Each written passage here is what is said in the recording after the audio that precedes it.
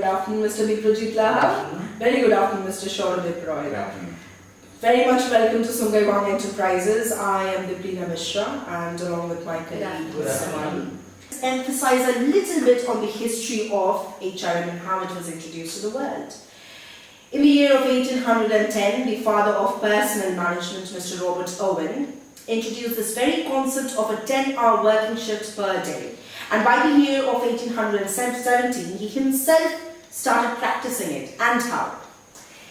And 8 hours of work, 8 hours of recreation, and 8 hours of sleep, which sums to 24 hours a day, a big necessity for any living body and mind to function properly and healthily, which will ultimately aid to his better performance and wellness of any organization. Now let us learn about the objectives of an HR. Firstly, we need to define the organizational structure and extract the maximum from our employees and how. We need to outline the goals that we need to achieve for the organization. We need to address to the problems that are existing and that are needed to be taken care of. And the urgencies of the problems that are existing are needed to be identified.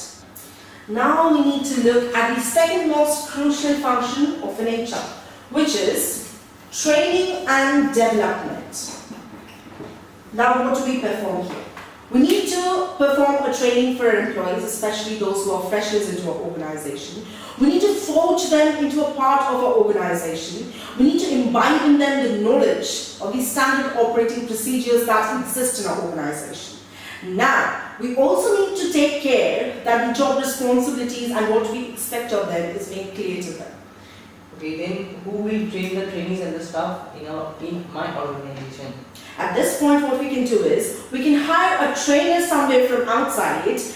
Again, we have to access this trainer. We have to access that the trainer has the suitable, say the achievements or the job experience or the kinds of qualifications that we're looking for training our employees. Now coming to development, we need to take care of our existing employees. How do we do it?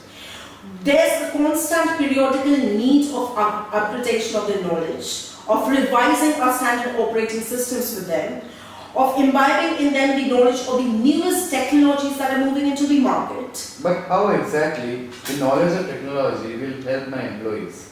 Sir, what is the newest technology in the hospitality industry? The introduction of Alexa, which is ultimately moving towards a more smarter move of creating a more smarter, as in transforming a room into a more smarter device. How do we do it? With the knowledge of the introduction of the newest technology, that is Alexa, and the budget.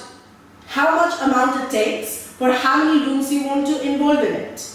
Now, as the technologies are increasing over the decades, over the next few decades, what will happen is more technologies will move into the market. Your employees, having the knowledge of these newer technologies, can decide what your budgets can accommodate for how many rooms or how many rooms do you need to transform. If I am clear about this, sir. Now, next what the HR looks into is motivation and appraisals within the organization. Our employees are our assets. We need to ultimately take care of them, and that is how we extract the maximum from them as a return. We need to appreciate their contribution towards our organization, their contributions for achieving the goals of the organization and help us with our business development. How do we do that? We can do that in a number of processes. For example, an organization, the HR policies generally on a general basis provides medical benefits to an organization, which is definitely an extra cost to bear for the organization. For example, we can have dental benefits, we can have vision benefits, we can have life insurance. Now, I'd like to know from you, what benefits do you provide to employees? Organization on duty, if any of the employee meets with an accident or they fall sick, we generally take the employee to the hospital and we treat him or her, and the amount spent in the treatment is poor by years. Okay, so which is a very good point, which is a very good plus point, a very good pro for your organization. Also, what we can include here with the development of your business is a pension policy. Now, coming to the last and one of the most important function of HR is employee relations, and what does this basically mean? We have to maintain a proper coordination and cooperation between the employees, between the supervisors with their managers with their executives. Basically an interrelation. There has to be genuine bonding, a genuine friendship and a genuine love and respect for each other. Now I'll be handing over the next part of our session to Ms. Somali. You're welcome. So, first, let me just find this. Recruitment and selection process can also be considered as one of the most critical part of an organization. I think you know this because recruiting people to the correct position is really tough. Nowadays, business has been developing so much that choosing some candidates who are fit for the particular job is becoming very hard. This is where we come in. This is where the HR come in actually. Where the recruitment, here what we do, we select people from the parts of the world, we can say. By checking their institutional backgrounds, by checking what degrees they have, the way they can communicate with us, and also the abilities or the That means you want to say that only the HR, if we take HR in our organization, so the HR will recruit staff for the particular position and the particular suitable job. Yes. Firstly, the HR is going to discuss with you. They are going to discuss with you about what kind of person you need for a particular job. A particular position or for a particular people. It's both. You can say for position also and job also. We recruit, for example, we recruit a number of people, say for F&B service, and also we can recruit one person for supervisor position. That can be within us, within your organization, or that can be outsourced. That depends on the situation. Yes. Now, as you are particularly looking for recruitment and selection, let me just discuss with you about recruitment and selection. According to Mr. Krishna, recruitment and selection is the most crucial part of an HR. Now let me tell you the steps in what we do, how we choose. The first one is before we choose. Now what's that? Let me tell you.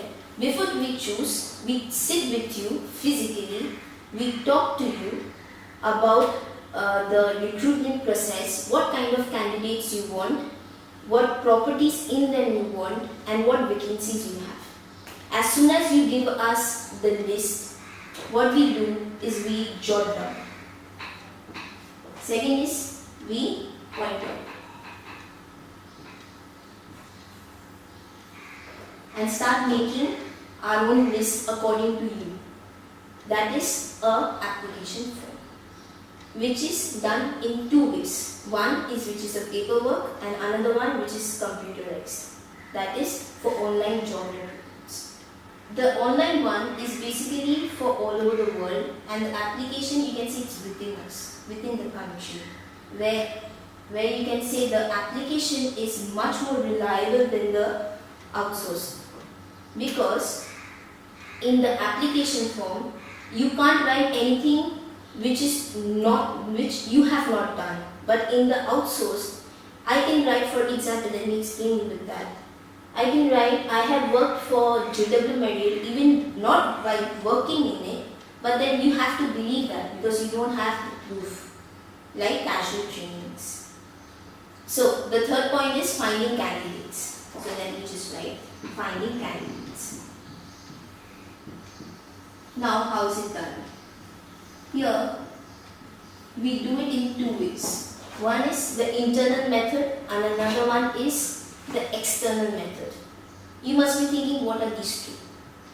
Internal method is finding the candidates from among your organization or the hotel. For example, say in an F&B department, there are staff who can be promoted, whose salary can also be increased, and they can be promoted to a supervisor position where I have a vacancy. I can evaluate him, I can test him and then put him to that position by increasing the salary. So I don't have to outsource anybody. So we are supposed to look within us and then outside. Second is the external one, where we are outsourcing, where we are bringing people or candidates from other parts of the world, where we have to think very crucially about the background of them, what they have learned, from where they are coming. They can be non-hospitality management students, they can be hospitality management students, depends. But what matters is how well they fit into the work. This shortlisted, means the person who is shortlisted, they are already recruited and then we take the assessment and Yes. then Here is not only a small process, it's a huge process. Let me explain you how.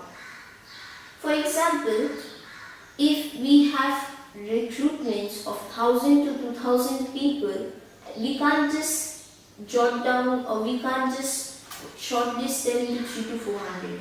We have a process. What HR does here is they start interviewing them.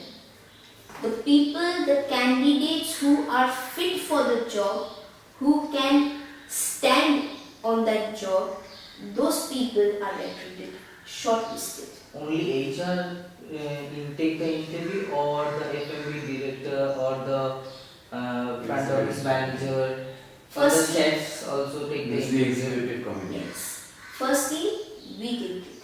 Then the managers and the chefs and the other departments. Because we are the one who first shortlist them, and these are the people who are going to sit for assessments with the actual heads of the department. And then we come down to 15 to 20 people. Yes. These are the people we need. Now let's talk about the medical fitness. Now what is this MC or medical fitness? What we require is the medical certificate from the doctor from the recruited candidates stating that they are HIV free, they are dengue free and they are typhoid free. So that at least we know they are medically fit for the job, and by their touching things, by their getting touched by the items, it won't contaminate the guests.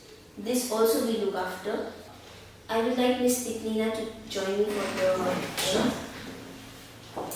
So coming to the summary of the HR functions, what we have come to know is HR is the body, that is the backbone of an organization. It keeps the records of the entire functioning of an organization.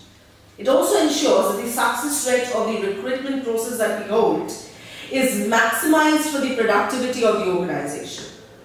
Also lastly, it is the body that brings all the departments together and forms it into one whole organization. And we are really thankful to you for joining with us in this session, and we hope to see working with you actually in the future time. And we really hope to see you soon in our organization and to frame our entire hotel and to And we make know about what is human resource management. We are very glad to come here. Thank you very much. Thank you very much. Thank you. Lovely meeting you, sir. Thank you. Thank you.